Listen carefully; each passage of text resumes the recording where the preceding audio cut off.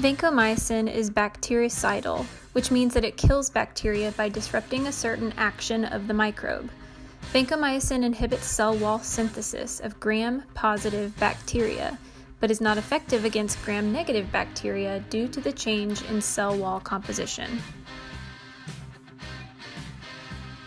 It's used primarily in severe cases of C. diff, MRSA infections, and serious bacterial infections.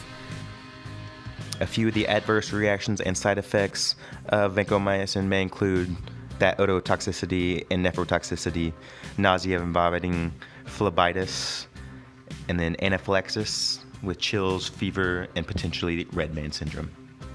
Vancomycin has several drug-to-drug interactions. Using vancomycin with aspirin, aminoglycosides, cyclosporin, cisplatin, and loop diuretics may cause additive nephrotoxicity, which means toxic to the kidneys, and ototoxicity, toxic to the inner ear, which may lead to temporary or permanent hearing loss. Vancomycin may enhance the neuromuscular blockade when used with non-depolarizing neuromuscular blocking agent. Lastly, when used with general anesthetics, the risk of infusion-related reactions and other hypersensitivity issues is increased.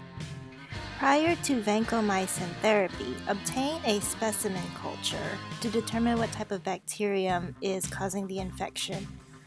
Oral vancomycin is only effective against staph, enterocolitis, and C. diff associated diarrhea.